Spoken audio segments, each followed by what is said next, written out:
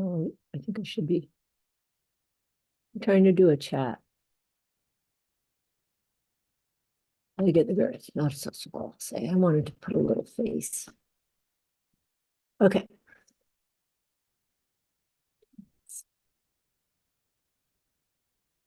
The content of this meeting is being sent to a third party. I consent to sharing. Hello. This is office hours. I'm 2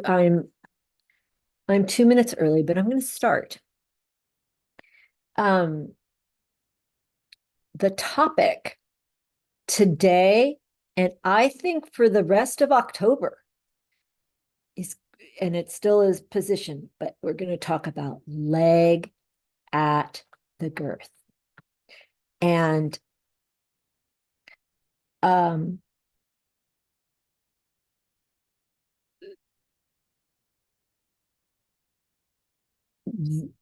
the leg at the girth, it's almost extinct, but it really is a huge solution. The nearer the leg acts to the girth, the nearer it is to the girth, the better it influences the hindquarters of the horse. Why? I'm not sure. I remember hearing there's some nerve cluster there or some who knows what, but it is, I mean, that is where our leg will sit when we just sit natural, normal on a horse. You could go back and look at, oh, maybe I have it. Let's see if I can share the screen. Oh, I don't have it now. I don't really know how. Remember the picture from last week, office hours? It was a bare leg on the horse, just hanging down. So it was exactly where the girth would be. On a horizontal, on a level horse, a rider just sitting normal with the weight of the body, the weight of the limbs, deciding the arrangement of the body, the leg will be at the girth. So it's the most natural, normal place for the leg to be.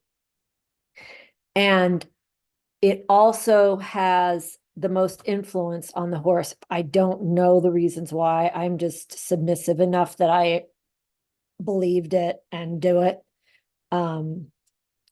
There is a very bad, horrible disease of people using their legs way back yonder.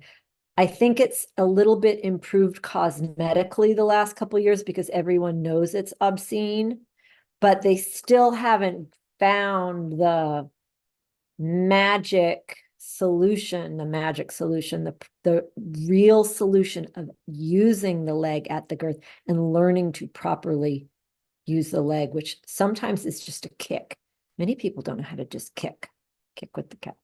Anyway, and those are things I think that are going to come up in the next couple weeks. I think it deserves a little more attention than me just running through what's on my mind about leg at the girth.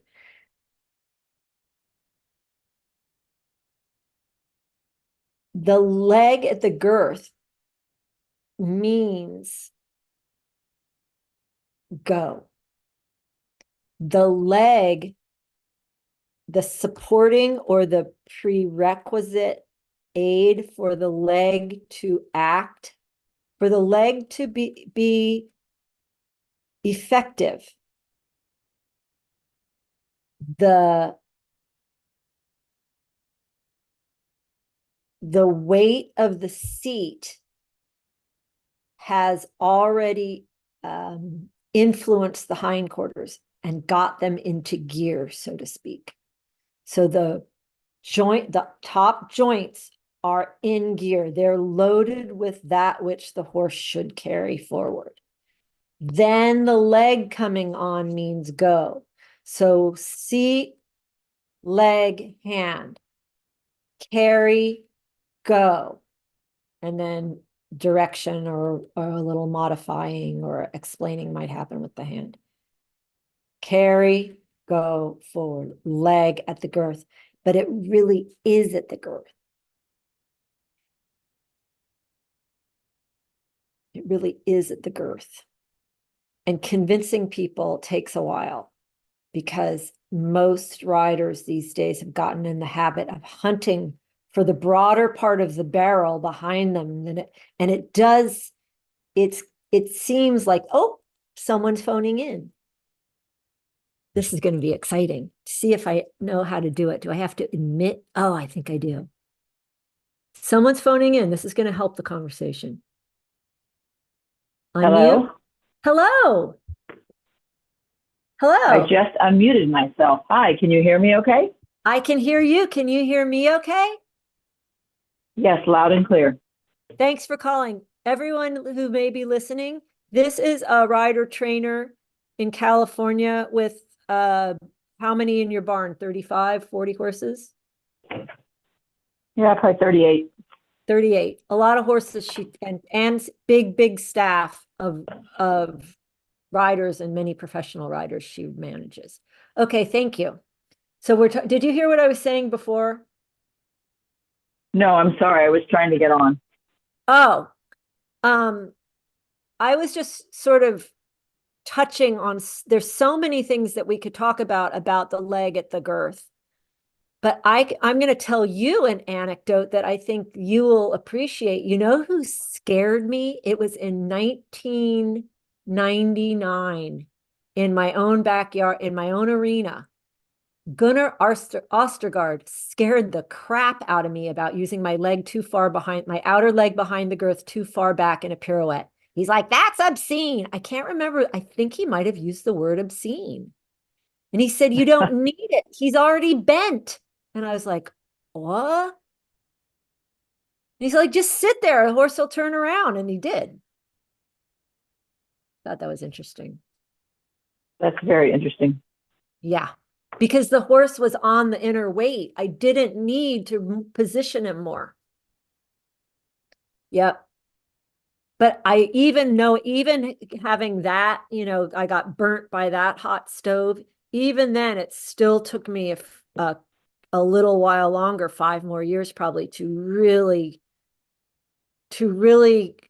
be hungry for my leg at the girth, getting my horses in front of there and just kicking them simply like a child. What are your thoughts? Yeah, I'm trying to think. Well, I'm trying to think where people go wrong or where it comes from. So if you look at the German Federation, the basic training of the rider, I'm on page 44 of my book, says the lower leg should slope backwards from the knee, with the inside of the calf maintaining a soft contact with the horse's body. This means that the lower leg will lie just behind the girth, completing the perpendicular line through the shoulder, hip, and heel. Yes. So then I'm wondering, and I know I got myself even riding, like, I think one time you said to me, I think you're searching for power. Yeah. And so you're letting your left leg go back. So is it sort of like an innate thing that we're searching for more power? We're trying to get it by putting our leg back, or is it more effective at the girth? That's what I think. And I think there also may be like it feels like the barrel's broader back there, so your leg would work better. That's my interpretation of why people make that mistake.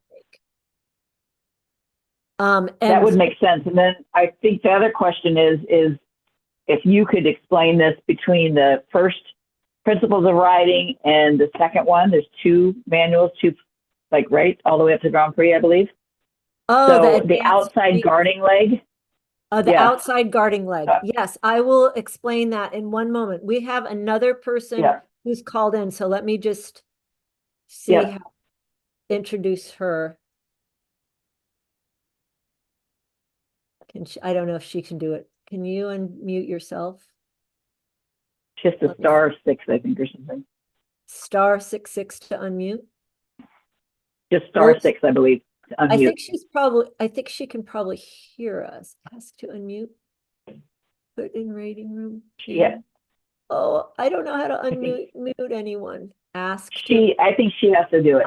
Okay. Well, I'm going to now say one thing I want to add on to what you said about reading from the principles. I also want to add that people can find a great sentence on page 35 of the HDV 12 that the nearer the leg is to the girth, the better it acts on the hindquarters.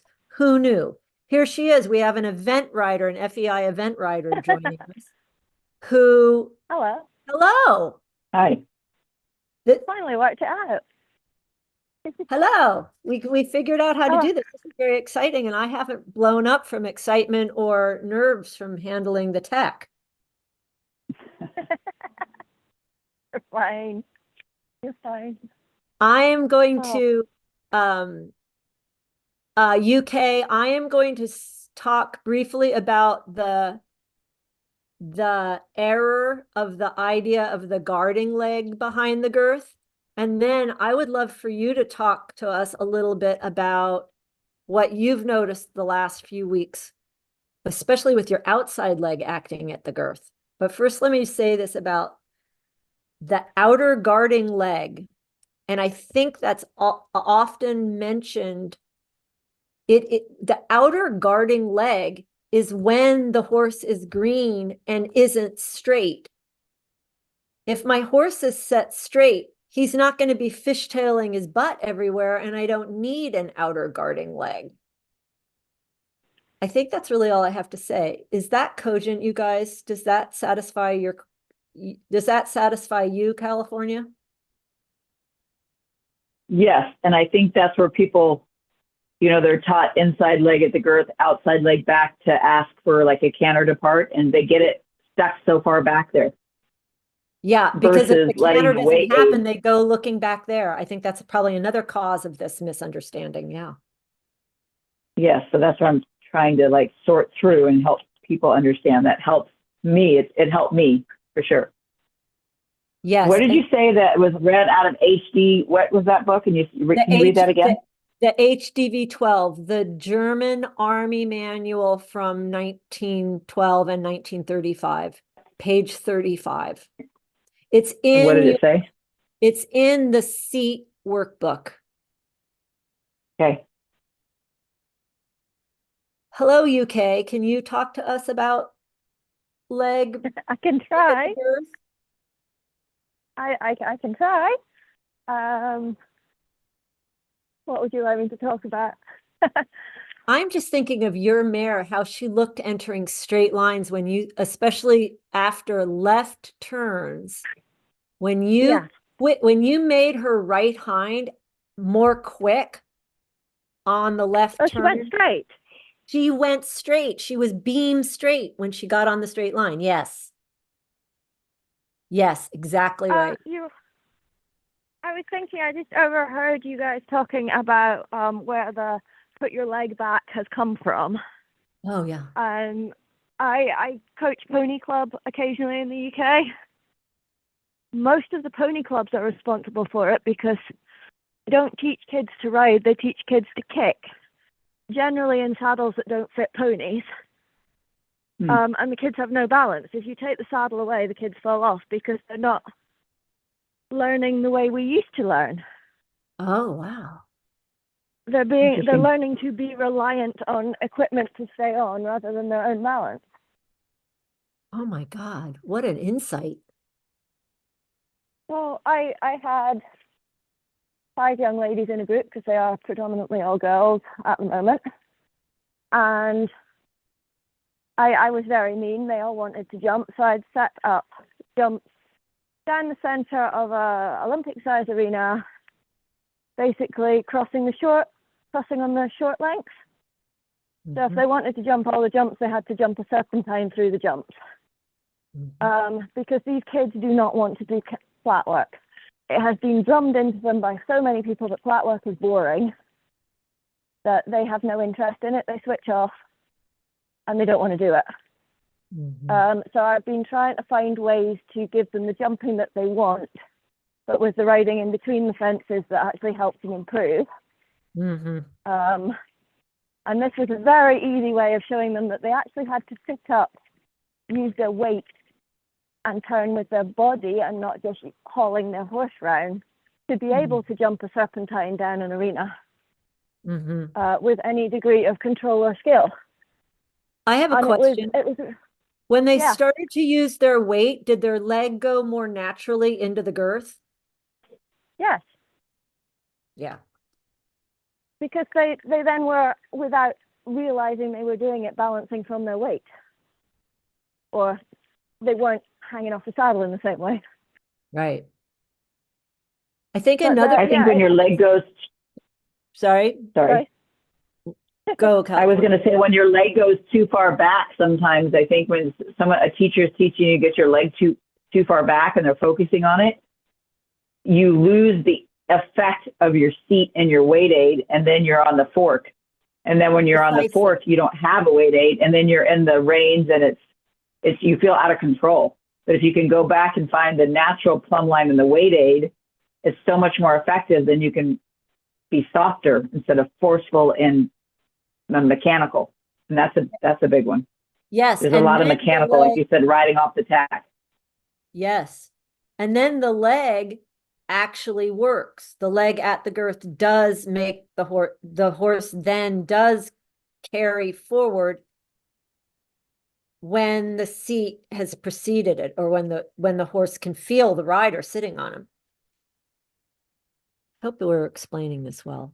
I think that we're explaining this well enough for people that have studied it as much as you guys have.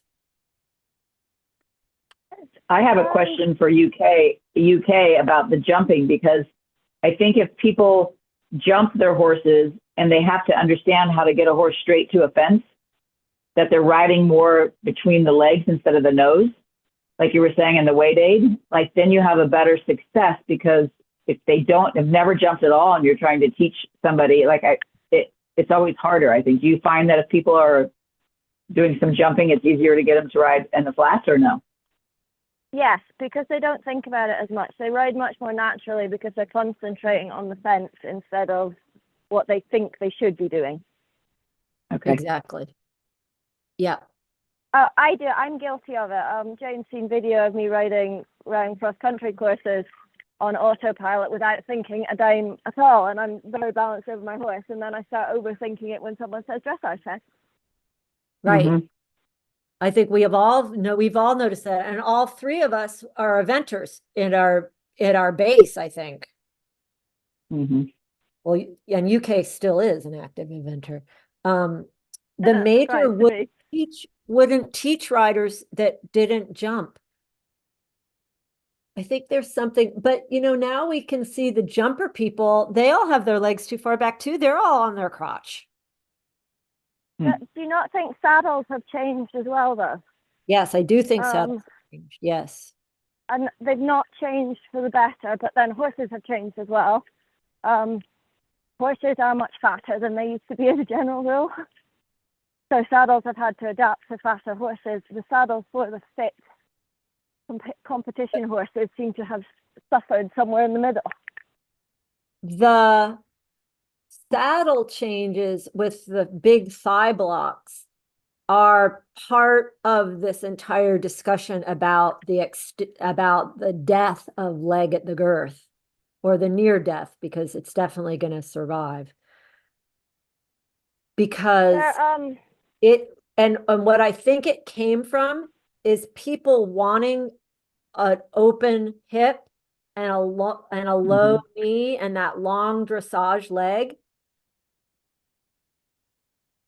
And so they put a thigh block there, and then they would also press against their hot horses to compress the horses or stop the horses instead of collecting them by load bearing.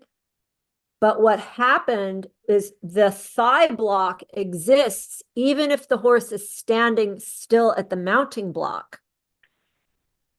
So a horse standing at the mounting block is not an uphill horse. I don't know if I'm on camera or not for the live stream. The horse at the mounting block is level. And if a thigh block is forcing the rider's leg artificially down and backwards, then the rider will never be able to sit deep enough to load the hind end for the horse to go forward. And also when there's that thigh block, the leg is behind the girth before the horse is even moved. Does that make sense? Yes. What can we does. do? What can we do? Um, it's really difficult. Believe it or not, I have also fitted saddles in my varied career of doing many different things. Not Creed saddles. I briefly worked with a company called Solution Saddles. They've just come over to America as Smart Saddles. They market themselves as ridge-free. They're a very fancy treeless saddle. If they work brilliantly. Some horses love them, some horses hate them. I used to ride everything in them. The little mare that I've been working with Jane hated them because she got too much information from me. But they have designed a system where your knee blocks are on Velcro. I think every saddle should have that because your balance of your saddle depends on the horse it's put on. Most of these professional riders use one saddle for many horses. And if the balance of the saddle goes wrong, the knee block is then in completely the wrong place, forcing the rider into an unnatural position. And if you then had a block that was removable or adjustable, you could at least try to get rid of that issue. Some people still won't bother, but at least you then wouldn't force the rider into a position with a saddle that's no longer balanced for the horse it's sitting on. I think that the thigh blocks are a fad and are going to go out of style. And then everyone will be trying to sell those saddles. And I don't know how extreme, if it'll go back to like the super flat old Passier, or Steuben. So I worked with a saddle. I was going to tell you, I worked with a saddle fitting company. I went to a course, same thing. And they basically said the reason that the saddles changed were because of adult amateur women who couldn't ride. Yes, exactly. So that they completely changed the saddles because they had this influx of amateurs that had no seat. So they padded up the back. They locked them in sort of into this seat because they couldn't naturally find it. So to fix the problem, and I think you listen to an instructor and they're not teaching the weight aids. Like they don't, like you talk about the weight aids and people are like, what's the weight aid? That's your primary That's aid. right. That's right. The weight aids most need to people be aren't teaching understood. any aids. They call them my aids instead of the aids. Yeah. I think that's exactly right. That the products are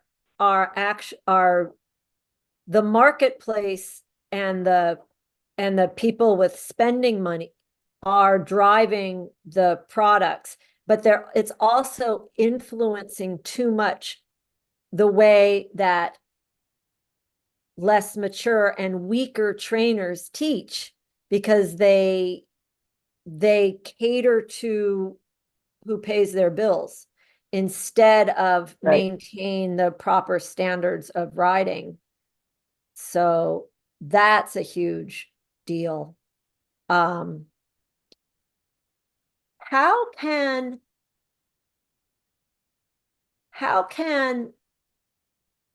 if you guys had to explain, like, what does it feel like when the horse starts to go straighter on their own because you are riding from your seat, then your leg at the girth? It's very easy, isn't it? Yeah, it's like you're getting out of their way. You're not contorting them because you're sitting so straight and symmetrical that the horse has somewhere to go. You're creating a space for them to go to versus being a monkey up there all twisted. Yeah. So when your leg is back and you're all forked, you're all twisted, and it's like they have to fight you. But when your legs are at the girth and you can kick them. But that's the other question I think that it leads to, is teaching people how to kick. I just taught this morning, and there's so much gripping and they don't know how to kick. Yeah, and UK, just so you know, riders in America aren't brave like they are with you. They're very, like, they don't really want the horses to go. It's very awkward because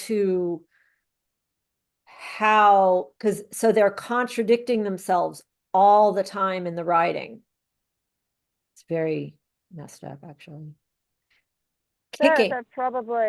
They're not as good as you think they are over here. I mean, I've just advertised 15 to, I haven't advertised. I replied to a wanted advert about a 15 to 5-year-old that I've got.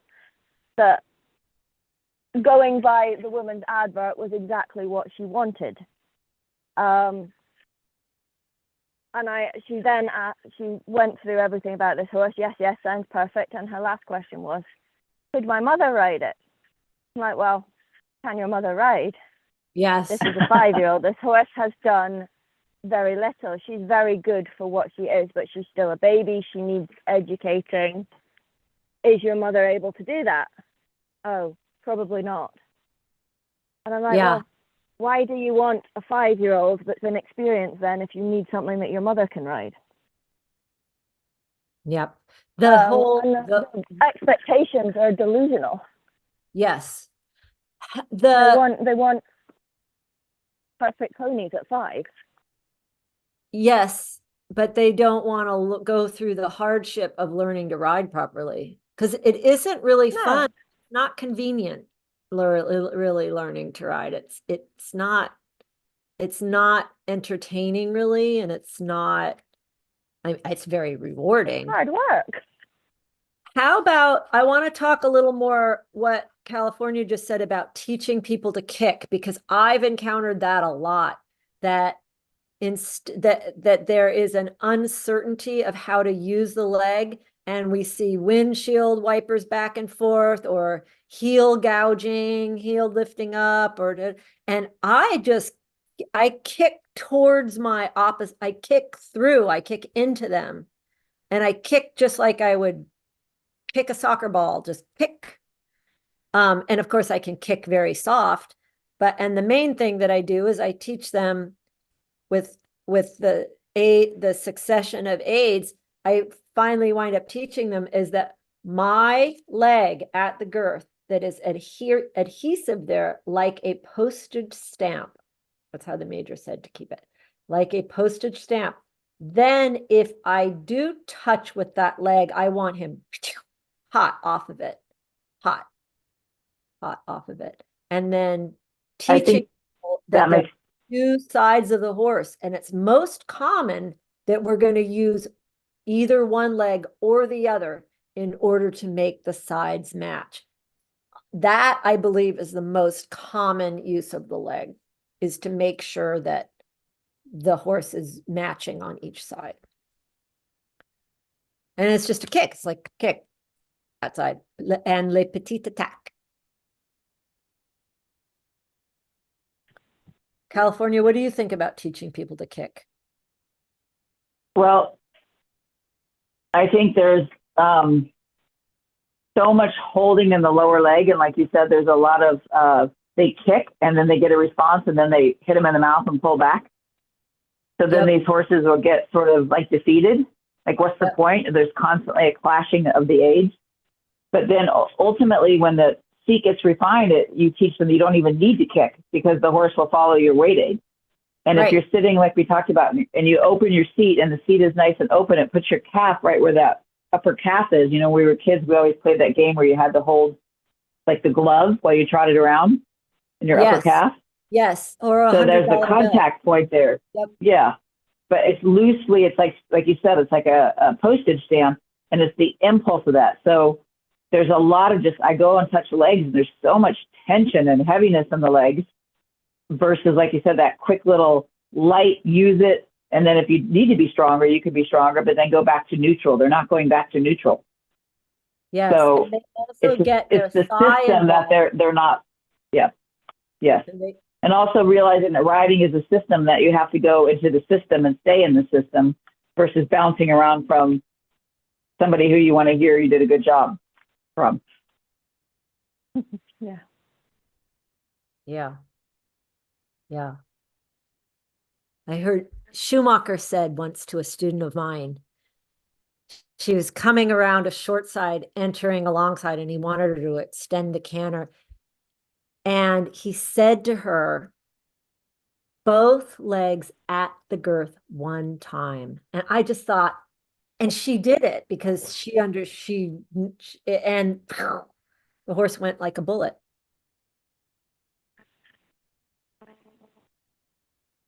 Yeah. Yep. System. I think that we're gonna have to keep on the subject of Leg-at-the-Girth for several more weeks. Because and UK, you'll be interested in there's going to be a couple cowboys call up at some point, because in the Western world, people are using their leg behind the girth to deliberately disengage the horses and yield them all around. So the horses never go forward. They're always just going wah, wah, one way or the other. Oh, What do you think about that? that's interesting. Yeah, that's a problem, right? Yeah. But it's, oh, you watch a really, really good skier, like Olympic downhill skiers. Their balance is perfectly over their skis. Yes, and their heel is right under the. Absolutely perfect. Yeah, it looks like a And you'll rider's leg, notice, doesn't it? yeah. Oh God, yeah. But you'll notice amateur skiers will try and make their skis go faster by leaning back, which does give them a boost of speed, but they lose all steering and all control by putting their weight on the back of the skis. Yep. The other thing that can happen when kids are learning is they will lean forward. That's quite comical to watch because the tips of the skis tend to dig into the snow and they get catapulted forward, a bit like kids when they're jumping that are taught jumping position and then the pony stops. Right, they get it. They get launched usually. Yeah, and it's in any sport or any sport that involves balancing over your equipment. The experts are the ones that are balanced perfectly over their equipment, that they can squat, stand up, do whatever they want and not lose their balance. Well said. But I don't know, you were talking about equipment and everything else. Have you seen the thing that they are teaching kids to ride in the UK nowadays that isn't actually a saddle? It's like a foam roller in front of the kid and behind the kid. No. Kids It's should learn to awful. ride Foam in the roller. most hard, awful old Stupens that anyone could find, in the oldest, driest, most brittle leather, so they learn to suffer. Yeah. No, now they get foam rollers front and behind, so they never learn to balance. Oh, wow. You know, someone emailed today that there is a new device that alarms onto their iPhone watch or something if their heels come up. That's quite funny. Who's speaking about the body? Oh, were we talking about body awareness? Yes. That just simple body awareness needs to be. Well, you guys, we could really talk about this for hours and hours. I think we should call it a day for now and ponder Leg-at-the-Girth, how to convince people more about Leg-at-the-Girth, the problems that come from using the leg inadvertently for the wrong reasons behind the girth, and the blessings of forward going horses when we do use it at the girth. Do you guys have any other thoughts to add? We might have I think it's good. They actually sorry, we might actually have to convince people that they actually like forward going horses again. That's right. I agree. Yeah. Or we just have to be a lighthouse for anyone who really wants forward going horses. Come here and we will help. All right. Well, you guys, thank you for this discussion. And Leg-at-the-Girth is going to remain the topic for the rest of the month. Thank you. Bye, you guys. Thank you so much for helping me with this. Bye. Bye.